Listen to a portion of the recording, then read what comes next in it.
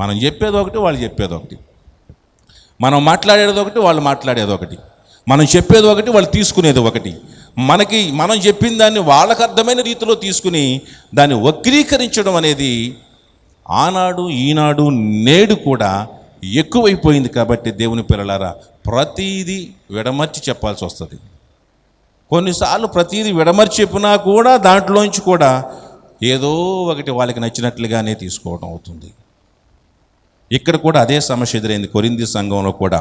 ఆ కొరింథీ సంఘంలో కూడా అదే ఆహార నియమాలు, ప్రత్యేక దినాలు పాటించడం మొదలైన విషయాల్లో వారికి ఎలాంటి కట్టుబాట్లు లేవని పౌలు రాశాడు. అయితే కొరింథులో ఉన్న కొందరు క్రైస్తవులు పౌలు చెప్పిన మాటలను వక్రం చేసి ఏ విశ్వాసి అయినా వ్యభిచారంతో సహా తనకి ఇష్టమైనది ఏదైనా చేయవచ్చని చెప్తున్నట్లు ఉంది. అందుకే పౌలు దాన్ని అబద్ధ బోధనలు ఖండిస్తూ ఉన్నాడు. విశ్వాసులకు పాపము చేసేందుకు స్వేచ్ఛ ఉండాలని కాదు, వారికి ధర్మశాస్త్రం నుంచి విడుదల కలిగినది వారు పాపం చేయకుండా ఉండాలని విశ్వాసులకు ఉన్న స్వేచ్ఛపైనటువంటి 2 నిబంధనలు ఇక్కడ అపోస్తలుడైన పౌలు తెలియజేస్తూ ఉన్నాడు. దేవుని పిల్లలారా, కాబట్టి నచ్చినది ఏదైనా తినేందుకు తనకు స్వేచ్ఛ ఉన్నట్టే లైంగిక పాపం చేసేందుకు కూడా స్వేచ్ఛ ఉందనుకునే వారిని ఉద్దేశించి పౌలు ఇక్కడ ఉన్నటువంటి 13వ వచనం రాశాడు.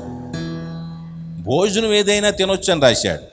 భోజనం విషయంలో ఏదైనా తినొచ్చు అని రాశాడు. కాబట్టి శరీర విషయంలో కూడా వారికి నచ్చినట్టుగా ఏదైనా ఉండొచ్చు అనుకుంటున్నారేమో అని చెప్పి అక్కడ ఖచ్చితంగా పౌలు దాన్ని విడదీసి, ఒరే నాయన, నేను చెప్పింది భోజన పదార్థాలు, మిగతా విషయాల్లో చెప్పాను, కానీ ఈ దేహము మాత్రము దీనితో ఏది పడితే అది జరిగించడానికి వీలు లేదు, ఇది మాత్రం దేవునికే సంబంధించిందని వాళ్ళు చెప్పుకున్నటువంటి వక్ర భాషకి మరలా తిరిగి 13వ వచనంలో సమాధానం ఇస్తున్నాడు. మొదటి వచనంలో ఏమన్నాడు? ఏదైనా చేయడానికి స్వతంత్రం కలదన్నాడు. దానికి వెంటనే మొత్తం కొరింథీ సంఘం అంతా, ఊరంతా మొదలైపోయింది. ఏమని? అపోస్తలుడైన పౌలు ఏదైనా చేసేయచ్చు అంటున్నాడు. ఏదైనా చేసేయచ్చంట, వ్యభిచారం కూడా చేసేయచ్చంట అని చెప్పారు. అందుకు 12వ వచనంలోకి వచ్చేసరికి నేను భోజన పదార్థాల గురించి మాట్లాడుతున్నానని చెప్పి విడదీసి మళ్ళీ 13వ వచనంలోకి వచ్చి అంటున్నాడు, ఏదైనా చేయడానికంటే భోజన పదార్థంలోని మిగతా విషయాలు, దినముల విషయాలు, ఇది మంచిదని, ఇది చెడ్డదని పెట్టుకుని తినకూడదు, ఈ విషయాల్లో నేను ఏదైనా చేయడానికి మీకు స్వతంత్రం ఉందని చెప్పాను, కానీ దేహం విషయంలో నేను చెప్పలేదు అని చెప్పి, ఈ దేహం మాత్రం దేవునికే సంబంధించింది, దీనితో ఎలాంటి చెడు కార్యాలు జరిగించడానికి వీలు లేదు అని చెప్పి స్పష్టంగా వివరించి విడదీసి దాన్ని చెప్తున్నట్లుగా మనం చూస్తున్న దేవుని పిల్లలారా, మేలుకరమైన వాటిని చేయాలి కానీ ఏ కోరికకు, అలవాటుకు బానిసలు కాకూడదు. మేలుకరమైనదే చేయాలి. మనకి ఎన్నో కోరికలు ఉంటాయి, కానీ వాటికి మనం బానిసలు కాకూడదు. అందులో ఉన్న కోరికల్లో అది మేలుకరమైనదా, అది మరి మంచిదా కాదా అనే విషయాన్ని మనం ఆలోచన చేసుకుని దాన్ని చేయవలసిన వారమై ఉన్నామని ప్రియులారా మీకు మనం చేస్తున్నాం. చూడండి, 6వ అధ్యాయం రోమాపత్రిక 16లో వచనం చూస్తే, 6:16లో, లోబడుటకు దేనికి మిమ్మల్ని మీరు దాసులుగా అప్పగించుకుందరో అది చావు నిమిత్తముగా పాపమునకే కానీ నీతి నిమిత్తముగా విధేయతకే కానీ దేనికి మీరు లోబడుదురో దానికే దాసులగుదురని మీరు ఎరుగురా? మీరు పాపమునకు దాసులై ఇంటురు కానీ ఏ ఉపదేశ క్రమమునకు మీరు అప్పగింపబడుతురో దానికి హృదయపూర్వకంగా లోబడిన వారైరి. ఇక్కడ అంటున్నాడు, దేవుని పిల్లలారా, లోబడుటకు దేనికి మిమ్మును మీరు దాసులుగా అప్పగించుకుందరో అది చావు నిమిత్తం కానీ, పాపమునకే కానీ, నీతి నిమిత్తముగా విధేయతకే కానీ దేనికి మీరు లోబడుతురో దానికే దాసులవుతారని మీరు ఎరగరా? అర్థమైందా మీకు? మీరు దేనికి లోబడతారో, అది పాపము చేసి చావు నిమిత్తమే మీరు లోబడతారో, లేకపోతే నీతిగా ఉండి విధేయతగా మీరు లోబడతారో దానికి మీరు బానిసలవుతారు. పాపము నిమిత్తము మీరు లోబడితే చావు నిమిత్తం మీరు లోబడినట్లే, దానికి మీరు విధేయత చూపించారు, దానికి మీరు లోబడ్డారు. లేదు, నీతి నిమిత్తముగా విధేయతకే కనుక మీరు లోబడితే దానికే మీరు దాసులవుతారు. విధేయతకు లోబడితే విధేయతకు దాసులవుతారు. పాపానికి చావు నిమిత్తము పాపానికి లోనవుతే దానికి మీరు దాసులు అవుతారు. కాబట్టి దేని నిమిత్తముగా మీరు బానిసలు అవుతారో ప్రియమైన దేవుని పిల్లలారా, అలవాటుగా మరి మేలుకరమైన వాటిని చేయాలి కానీ ఏ కోరికకు, అలవాటుకు బానిసలు కాకూడదు. నచ్చినది ఏదైనా తినేందుకు తమకు స్వేచ్ఛ ఉన్నట్టే లైంగిక పాపం చేసేందుకు కూడా స్వేచ్ఛ ఉందనుకునే వారిని ఉద్దేశించి పౌలు 13వ వచనం రాశాడు. దేనినైనా తినేటువంటి విషయంలో స్వేచ్ఛ ఉన్నట్లుగానే పాపమ విషయంలో కూడా స్వేచ్ఛ ఉందనుకునే వారి కోసం 13వ వచనం క్లియర్గా దేవుడు అపోస్తలైన పౌలు ద్వారా రాయించి కానీ ఇవి రెండు పూర్తిగా వేరువేరు విషయాలని, మనిషి కడుపునకు ఏ రకమైన ఆహారము దేవుని సంకల్పానికి వ్యతిరేకం కాదు, కానీ మనిషి శరీరానికి వ్యభిచారము, పాపము, లైంగిక పాపం ఏదైనా దేవుని సంకల్పానికి విరుద్ధం. నువ్వు తినే కొన్ని తిండ్లు ఉన్నాయి చూసారా, దీనివల్ల దేవుని సంకల్పం ఏమి విరుద్ధమేం కాదు, దేవుని సంకల్పం ఏమి ఆగిపోదు. దేవుని ఉద్దేశం ఏమి నువ్వు తిన్న తిండి వల్ల ఆగిపోదు. అది దేవుని సంకల్పానికి వ్యతిరేకం కాదు తినే విషయాల్లో. అయితే దేవుని పిల్లలారా, శరీర విషయంలో నువ్వు లైంగిక పాపము జరిగించే విషయం చూసావా, అది దేవుని పనికి విరుద్ధం, అది దేవుని సంకల్పానికి ఆటంకం. దేవుని పని జరగడానికి, దేవుడు నీ పట్ల ఉంచిన ఉద్దేశాలు జరగకపోవడానికి, దేవుడు నీ కొరకు నియమించినటువంటి కొన్ని కార్యాలు జరగకపోవడానికి అడ్డులు ఏమైనా ఉన్నాయంటే అది లైంగిక పాపము. ఎందుకనంటే నువ్వు తిన్న తిండి వల్ల నీకు వచ్చే నష్టం. అందుకే దేవుడు అంటాడు, ఒకసారి యేసుక్రీస్తు ప్రభు లోకంలో ఉన్నప్పుడు అంటాడు, నీ శిష్యులు చేయి కడుక్కోకుండా తిన్నారు, కాళ్ళు కడుక్కోకుండా తిన్నారు, లేకపోతే ఉపవాసం రోజు తిన్నారు, ఆదివారం రోజు తిన్నారు, అది పాపం కాదా, అది తప్పు కాదా అంటారు వీళ్ళు. అప్పుడు దేవుడు మాట అంటాడు, ఏమంటాడు, కడుపుకు తిన్నది ఎక్కడికి పోద్ది, బహిర్భూమికి పోతుంది. అంటే లోపలికి వెళ్ళినది మనిషిని అపవిత్రము చేయదు, కానీ లోపల నుండి బయటికి వచ్చినదే మనిషిని అపవిత్రం చేస్తుంది అన్నాడు. నువ్వు తినే తిండి లోపలికి వెళ్ళేది అపవిత్రం చేయదు, బయట నుంచి లోపలికి వెళ్ళేది మనిషిని అపవిత్రం చేయదు, కానీ లోపల నుండి వచ్చే నీ దురుద్దేశాలు ఉన్నాయి చూసావు, లోపల నుండి వచ్చేటువంటి నీ మాటలు ఉన్నాయి చూశారు, లోపల నుండి వచ్చేటువంటి నువ్వు పలికే మాటలు, నీ నాలుక పలికే మాటలు, నీ నోరు పలికే మాటలు, లోపల నుండి వచ్చేటువంటి నీ ఉదయం నుంచి వచ్చేటువంటి దురుద్దేశాలు, ఆలోచనలు ఉన్నాయి చూసారా. ఈ లోపల నుండి వచ్చేవి ఏవైనా అవి కోరికలు ఉన్నాయి చూశారు, ఇవి మిమ్మల్ని పాడు చేస్తాయి. కానీ బయట నుంచి లోపలికి వెళ్ళేది, బయట నుంచి లోపలికి వెళ్ళేది ఏం వెళ్తుందండి, భోజనం తప్పితే ఇంకేం వెళ్తుంది, అది ఎక్కడికి వెళ్తుందంటే మరలా బహిర్భూమికి పోతుంది తప్ప మనిషి దేహాన్ని ఏమీ చేయదు అని చెప్పాడు దేవుడు. హల్లెలూయా. ఈ రెండు కూడా పూర్తి వేరు ఇక్కడ, భోజనం అలాగే పాపము విషయం. కాబట్టి దేవుని పిల్లలారా, మనం తినే భోజన పదార్థాలు దేవుని సంకల్పానికి విరుద్ధం కాదు, కానీ ఏం తిన్నావా, అది తిన్నావా, ఇది తిన్నావా అనేది విరుద్ధం కాదు, కానీ నీ లైంగిక పాపము, నీ శరీరం జరిగించే విషయాలు మాత్రం దేవుని సంకల్పానికి విరుద్ధం. నీ జీవితాల్లో, నీ జీవితానికి అది అనర్థం, నీ జీవితాల్లో జరగవలసిన కార్యాలకి అవి ఆటంకాలని, దేవుని నామము మహిమపరచబడడానికి అది ఆటంకమని మనం తెలుసుకోవలసిన వారమై ఉన్నాం.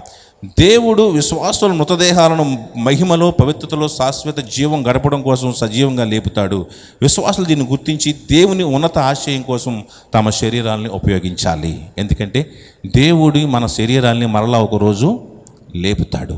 ఈ శరీరాన్ని లేపి దేవుని ఉన్నతమైన మహిమలో, పవిత్రతలో శాశ్వత జీవం గడపడం కోసం. ఈ దేహాన్ని ఎందుకు లేపుతాడు చెప్పండి దేవుడు? మళ్ళీ దేవుని మహిమలో, పవిత్రతతో ఉన్నతమైన శాశ్వతమైన జీవితాన్ని గడపడం కోసం దేవుడు ఈ దేహాన్ని మరలా లేపుతాడు. అలాంటి శాశ్వతమైన, ఉన్నతమైన, పవిత్రతతో జీవితాన్ని గడపడానికి దేవుడు లేపవలసిన ఈ దేహాన్ని అది లేపుతాడని అక్కడ గుర్తించి విశ్వాసులు అయిన మనము దేవుని ఉన్నత ఆశయం కోసము తమ శరీరాలని ఉపయోగించాలి. ఉన్నతమైన ఆశయాల కోసమే, కానీ పనికి మాలిన విషయాల కోసం మనం దీన్ని ఉపయోగించకూడదని స్పష్టంగా దేవుని లేఖనాలు మనకి తెలియచేస్తున్న ప్రియమైన దేవుని పిల్లలారా. అయితే చూడండి ఇక్కడ తర్వాత, జారత్వమునకు దూరముగా పారిపోవుడి, మనుష్యుడు చేయు ప్రతి పాపమును దేహమునకు వెలుపల ఉన్నది, కానీ జారత్వం చేయువాడు తన సొంత శరీరమునకు హానికరముగా పాపము చేయుచున్నాడు. ఇక్కడ మనం జాగ్రత్తగా చూస్తే కనుక, జారత్వమునకు దూరంగా పారిపోవండి, మనుష్యుడు చేయు ప్రతి పాపమును దేహమునకు వెలుపల ఉంది, కానీ జారత్వం చేయవాడు తన సొంత శరీరం హానికరముగా పాపం చేయొచ్చు. చూడండి ఇర్మియా 31:9 చూడండి ఒకసారి. ఇర్మియా గ్రంథం 31వ అధ్యాయము 9వ వచనం. ఇర్మియా 31:9. చక్కగా వారు ఏడ్చుచూ వచ్చేదురు, వారు నన్ను ప్రార్థించుచుండగా నేను వారిని నడిపించుదును. వారు తొట్టిల్లకుండా చక్కగా పోవు బాటను నీళ్ల కాలవల యొద్ద వారిని నడిపింతును. ఇశ్రాయేలునకు నేను తండ్రిని కానా, ఎఫ్రాయిం నా జ్యేష్ఠ కుమారుడు కాడా అంటున్నాడు. ప్రియమైన దేవుని పిల్లలారా, ఇక్కడ దేవుని లేఖను మనం చూస్తే జారత్వానికి మనం దూరంగా వెళ్ళినట్లు దేవుడు మనల్ని నడిపిస్తూ మనల్ని ఉన్నాడు. ఒక మాట అంటాడు, మీరు పారిపోండి. చూడండి, ఆదికాండం 39వ అధ్యాయం, ఒకసారి ఆదికాండం 39వ అధ్యాయం 11వ వచనం చూడండి. ఆదికాండం మనకు తెలిసిన విషయమే కదా మరి. ఎవరు? పోతీఫర్ భార్య యోసేపు విషయంలో అక్కడ వెళ్ళినప్పుడు అవకాశం ఉన్నప్పటికీ యోసేపు ఏం చేశాడు చెప్పండి? అక్కడి నుంచి పారిపోయాడు, దూరంగా పారిపోయాడు, దొరకకుండా పారిపోయాడు.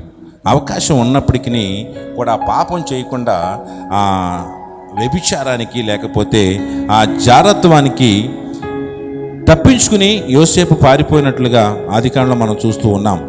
అలాగే ఇంకా మనం చూస్తే కనుక ఇంకా దేవుని లేఖ తెలియజే 1 తిమోతి 6:11 చూస్తే 1 తిమోతి 6:11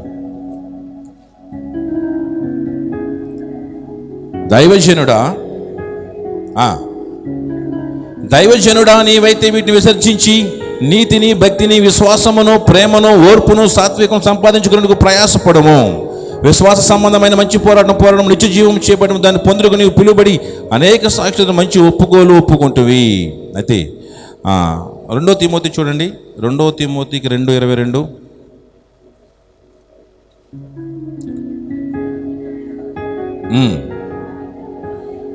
నీవు యవనేచ్ఛల నుండి పారిపోము, పవిత్ర హృదయులై ప్రభువునకు ప్రార్థన చేయు వారితో కూడా నీతిని, విశ్వాసమును, ప్రేమను, సమాధానమును వెంటాడము.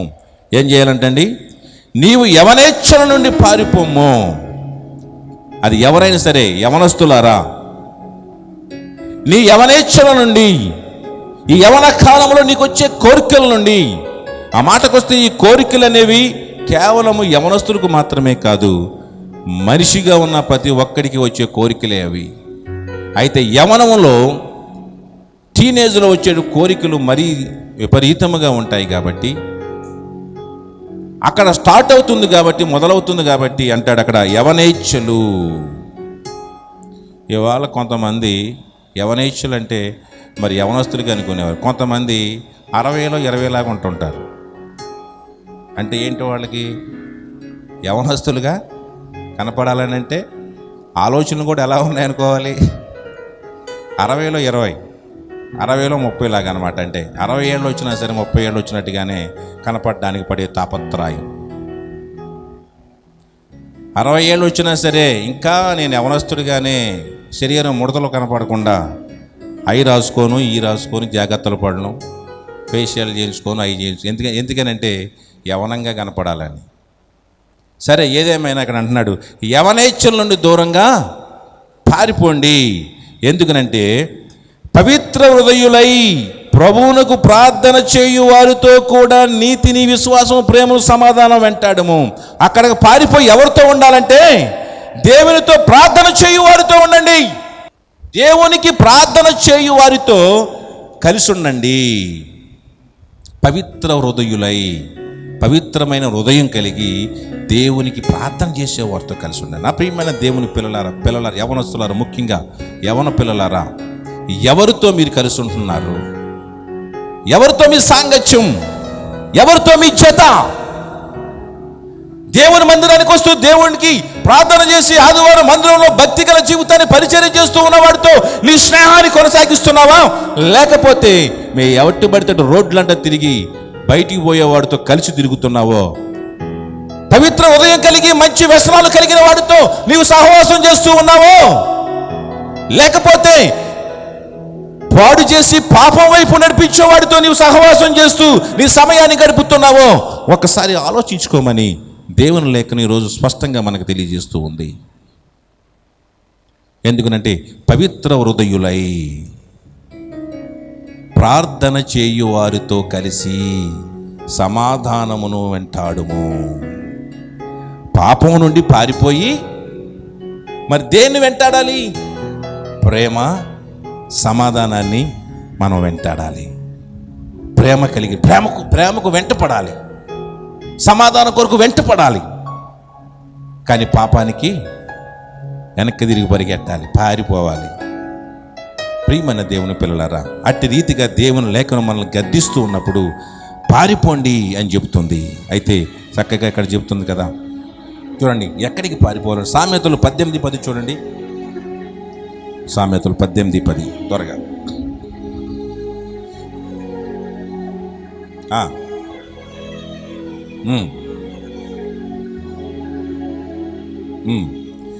యెహోవా నామము బలమైన దుర్గము, నీతిమంతుడు అందులోనికి పరిగెత్తి సురక్షితముగా నుండును.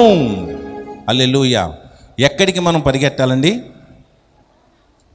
మనం ఎక్కడికి పారిపోవాలి? ఎక్కడికి పారిపోవాలి? దేవుని నామము బలమైన దుర్గము, నీతిమంతుడు అందులోనికి పరిగెడితే సురక్షితంగా ఉంటాడు. దేవుడు హల్లెలూయా. నీతిమంతుడు దేవుని దగ్గరికి పరిగెట్టాలి, అప్పుడు సురక్షితంగా ఉంటాడు. పాపం నుంచి పారిపో. ఎక్కడికి పారిపోవాలి? ఎక్కడికి పరిగెట్టాలంటే, పాపం నిన్ను వెంటాడుతున్నప్పుడు, పాపం మనల్ని ఆకర్షిస్తూ ఉన్నప్పుడు, పాపం మనల్ని వెంటాడుతూ ఉన్నప్పుడు, పాపం మనల్ని ఆహ్వానిస్తూ ఉన్నప్పుడు, పాపము మనల్ని దగ్గరికి వస్తున్నప్పుడు నీవు పారిపోయి పరిగెట్టి ఎక్కడికి పరిగెట్టాలంటే దేవుని సన్నిధిలోకి పరిగెట్టాలి.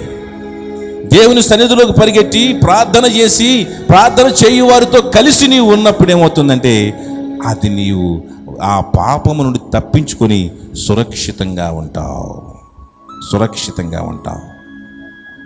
పారిపోవాలి. కానీ ఎక్కడికి పారిపోవాలో కూడా దేవుడు చెప్తున్నాడు. ప్రియమైన దేవుని పిల్లల, లైంగిక అవినీతి సంబంధమైన ఆలోచనలకు కూడా విశ్వాసులు అనుమతించకూడదు అంట. ఒక్క మాటతో చెప్పాలంటే, పాపం చేయడం కాదు, ఆ ఆలోచనలకు కూడా మనం అనుమతి ఇవ్వకూడదు. చూడండి, మత్తయి సువార్త 5:28. మత్తయి సువార్త 5:28 చూడండి. అవును, చాలమ్మా అని అంటున్నారు. చక్కగా చెప్తున్న మాట ఏంటంటే, నేను మీతో చెప్పినది ఏమనగా, ఒక స్త్రీని మోహపు చూపుతో చూచు ప్రతివాడు అప్పుడే తన హృదయమందు ఆమెతో వ్యభిచారం చేసిన వాడగును. అంటే పాత నిబంధనల కంటే కొత్త నిబంధన దేవుడు నేను మీతో చెప్పిన మాట ఏంటంటే, అసలు వ్యభిచారంతో మన దేహము కలవనవసరం లేదు. కానీ ఒక స్త్రీని, అది స్త్రీని కానీ, స్త్రీని పురుషుడు కానివ్వండి, పురుషుడు స్త్రీ కానివ్వండి, మోహపు చూపుతో ఆశపడి చూసినట్లయితే గనక అప్పుడే ఆ వ్యక్తి హృదయంలో ఆమెతో వ్యభిచారం చేసేసాడు అంటున్నాడు దేవుడు. ఆ స్త్రీతో కలిసి పాపం శరీరాన్ని పంచుకుంటేనే కాదు, ఒక స్త్రీ మనం చూసినప్పుడు ఆ ఆలోచన కలిగిందంటేనే నీవు వ్యభిచారం చేసినట్టు చెప్తున్నాడు. అంటే విశ్వాసులైన మనకి కనీసం పాపం చేయకుండా కాదు కదా, ఆ అవినీతి ఆలోచనలు కూడా అనుమతించకూడదంట. మనం ఆలోచనలు కూడా మన హృదయాల్లో అనుమతి, ఆ అవకాశం రాకుండా ఉండాలని దేవుని లేఖనం తెలియచేస్తూ ఉంది. కాబట్టి ప్రియమైన దేవుని పిల్లలారా, పాపం చేయకుండా దానికి ఎంత దగ్గరగా వెళ్ళగలమో చూసే ప్రయత్నం కూడా చేయకూడదు. అలా ట్రై చేద్దాం. నేను నికరశక్తి ఉందో లేదో చూసుకుందాం, దగ్గరికంటా వెళ్దాం, అసలు నేను ఓర్చుకుంటానని చెప్పి అలాంటి ప్రయత్నాలు కూడా చేయకూడదు అండి. ఎందుకు చెప్పాడు అక్కడ అంత తేటగా అంటే, ఎందుకు చెప్తారంటే, వెళితే నీ వల్ల కాదు, అక్కడ దాకా నువ్వు వెళ్ళావంటే మన వల్ల కాదు. కాబట్టి అలాంటి ప్రయత్నాలు కూడా చేయకూడదంట. నేను మందు బాటలు ముందెట్టుకుని అసలు నేను తాగకుండా ఉండగలని చూద్దామని చెప్పి ముందు పెట్టుకుని ట్రై చేయకండి, కాసేపు తాగేస్తావు. కాబట్టి అలాంటి ప్రయత్నాలు చేయాలి. ఆ ప్రయత్నం కూడా మనకొద్దు, దాన్ని దూరంగానే ఉంచాను, మన కళ్ళ ముందు కూడా దాన్ని రానివ్వద్దు అన్నట్లుగానే దేవుని పిల్లలారా, ఆలోచనలు కూడా మనం అలాంటి ట్రై చేయడానికి వీలు లేదని స్పష్టంగా మనం తెలుసుకుంటూ ఉన్నాం. కాబట్టి చివరిగా దేవుని లేఖనం మనతో స్పష్టంగా తెలియజేస్తూ ఉంది కదా, మీ దేహము దేవుని వల్ల మీకు అనుగ్రహింపబడి మీలో ఉన్న పరిశుద్ధాత్మకు ఆలమైనదని మీరు ఎరుగురా. మీరు మీ సొత్తు కారు, విలువ పెట్టి కొనబడిన వారు కనుక మీ దేహముతో దేవుణ్ణి మహిమపరచండి.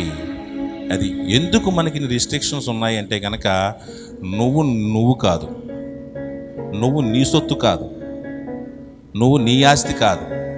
కొంతమంది ఏమంటారు, నా ఇష్టం, నా శరీరం, నేను పోతాను, నేను తింటాను, నేను తాగుతాను, పోతే నేనే పోతాను, నువ్వెవడో చెప్తాకి, డబ్బులు నా డబ్బులు, నువ్వు డబ్బులు ఇచ్చావా? ఆ మధ్య కొంతమంది కుర్రవాళ్ళు ఏదో చేస్తుంటే అంటే ఎవరో పెద్ద ఆయన తిడతా ఉంటే, నువ్వు డబ్బులు ఇచ్చావా? మా బాబు డబ్బులు ఇచ్చాడు, మా బాబు డబ్బులు తాగుతున్నాను. లేకపోతే నువ్వు ఇచ్చావా నాకు, నేను వెళ్ళి ఉద్యోగంకి వెళ్ళి సంపాదించుకుని తాగుతున్నాను, అయినా పోతే నేను పోతాను, నీకేంటి అంటున్నాడు. సరే, ఆ మనిషికి అయితే చెప్పగలిగావు, మరి దేవుడు అడిగితే రేపొద్దన్నా, దేవుడు అడిగితే? ఎందుకంటే నేను సమాధానం చెప్పలేకపోవచ్చేమో. ఒకేలా నీకెందుకు, నువ్వు డబ్బులు ఇచ్చావంటే నిజమే, నా డబ్బులు కాదు, నేను ఇవ్వలే. నా శరీరం బాధ్యత నీకెందుకంటే నిజమే, నేనేం చెప్పలేకపోవచ్చు. మా బాబాయ్ అడగలేదు, నువ్వు అడుగుతావా అంటే నేను నిజమే సమాధానం చెప్పలేకపోవచ్చు, నాకు హక్కు లేకపోవచ్చు. కానీ రేపు నీ తండ్రి అడిగితే, నీకు ఇచ్చిన డబ్బులు ఎవరిచ్చారు నీకు డబ్బులు? దేవుడిచ్చాడు. ఎవడిచ్చాడు ఈ దేహం నీకు? ఎక్కడిది? ఈ దేహం నీది కాదు. తింటే తింటాను, తాగితే తాగుతాను, నేను ఆ పాపం చేస్తే చేస్తాను, పోతే నా శరీరం పోతే వస్తే నాకే రోగం వస్తుందిలే. ఆ మధ్యన ఒకళ్ళు ఏదో అంటుంటే అంటున్నారు, నేను తప్పు చేస్తే వస్తే రోగం నాకే వస్తుంది, మీకేంటి అని. రోగం నీకే వస్తాను అన్ని చూడు. శరీరం నీది కాదు, నీ బాబు గారి సొత్తు ఏం కాదు. ఈ శరీరం మన బాబు గారి సొత్తు కాదు. ఈ శరీరం ఎవరిది? ఇది ఎవరి ఆస్తి? ఇది ఎవరి సొత్తు? నీ ఒకప్పుడు పాపివై, బానిసవై, పాపానికి లోబడి, పాపం నీ మీద ఏలుతూ దుష్టుడిని లొంగ తీసుకుని పరిపాలిస్తూ వాడి పాదాల కింద పెట్టి తొక్కుతూ ఉంటే, దేవుడు తన ప్రాణాన్ని పెట్టి తన రక్తాన్ని కార్చి కొరడాలతో కొట్టబడి, ఉమ్మివేయబడి, పిడిగుద్దులు గుద్దించబడి, చివరికి తన శరీరంలో చివరి రక్తపు బొట్టును కార్చి ఆ దుష్టుడికి వెలగా చెల్లించి అక్కడి నుంచి నిన్ను తను కొనుక్కున్నాడు తన రక్తంతో. నీవు వెలపెట్టి కొనబడ్డావు. నీ ఇష్టం నీది, నీ ఇష్టం కాదు, నా ఇష్టం కాదు. ఎందుకంటే మనం ఏనాడో అమ్ముడుపోయాం, ఏనాడో లొంగిపోయాం, ఏనాడో బానిసలం అయిపోయాం. అలాంటి బానిసలను దేవుడు విడుదలనిచ్చి తన రక్తాన్నిచ్చి తను కొనుక్కున్నాడు. కొనబడిన వాడికి, కొనుక్కోబడిన వాడికి హక్కులు లేవు. ఇప్పుడు నీవు నీ సొత్తు కాదు, నీవు దేవుని చేత వెలబెట్టి నీవు కొనబడిన వాడు. కాబట్టి నా ఇష్టానుసారంగా నేను ఉంటానడానికి రైట్స్ లేవు. కాబట్టి చాలామంది మాట్లాడే మాటలు, నా ఇష్టం అండి, మేమే పోతామండి, మేము తాగితే మీకేంటండి అని మాట్లాడటానికి వీలు లేదు.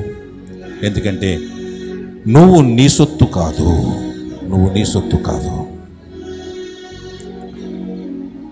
జారత్వం తన సొంత శరీరం హానికరంగా పాపం చేయువాడు మీ దేహము దేవుని వలన మీకు అనుగ్రహింపబడి, మీకు ఈ దేహం ఎవరి వల్ల అనుగ్రహింపబడిందండి? ఇది దేవుని వలన అనుగ్రహింపబడి, మీలోనున్న పరిశుద్ధాత్మకు ఆలమై ఉన్నదని మీరు ఎరుగరా? మీరు మీ సొత్తు కాదు, విలువ పెట్టి కొనబడిన వారు కనుక మీ దేహముతో దేవుణ్ణి మహిమపరచండి. మీ దేహము మీలో ఉన్న పరిశుద్ధాత్మకు ఆలయమై ఉందంటే ఇది. హల్లెలూయా. దేనికి ఆలయమై ఉందండి? ఇది మీలో ఉన్న పరిశుద్ధాత్మకు ఈ దేహం ఆలయమై ఉంది.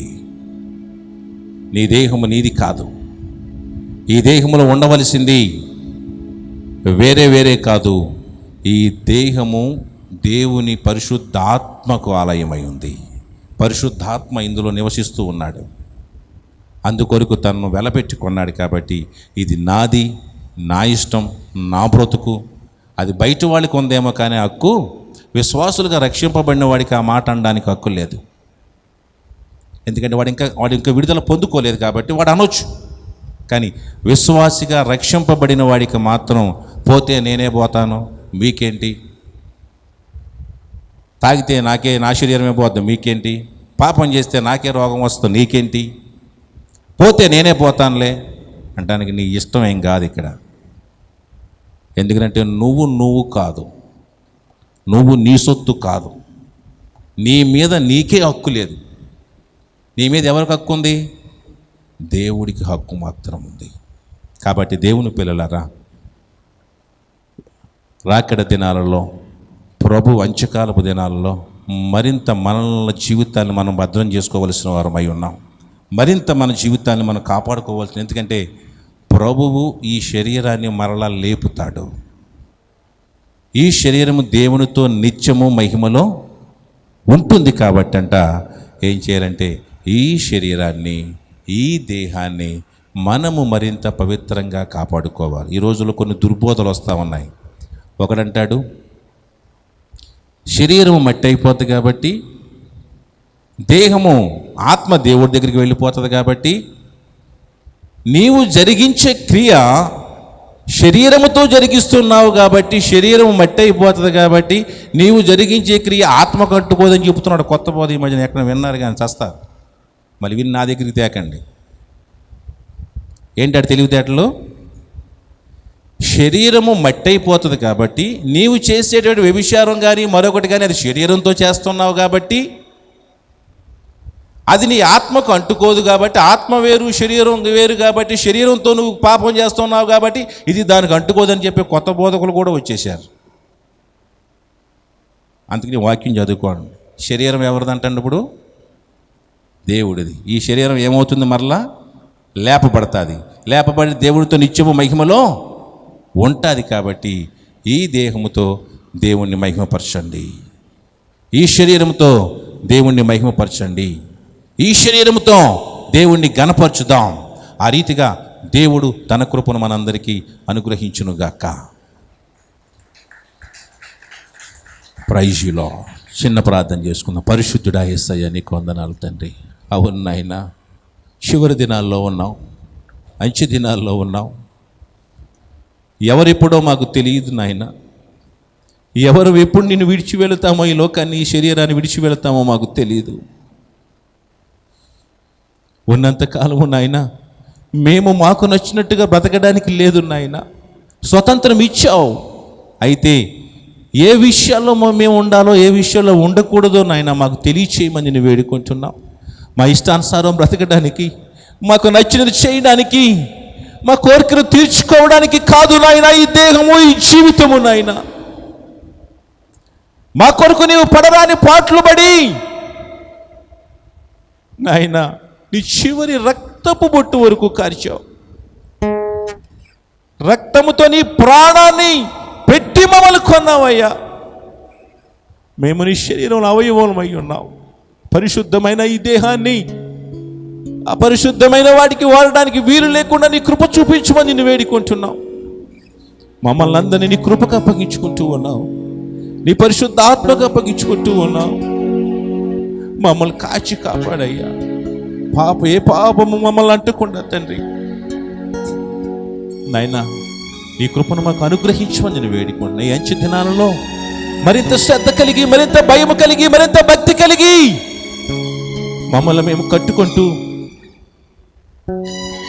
నాయనా నీ సన్నిధికి చేరుకోవడానికి కృప చూపించండి.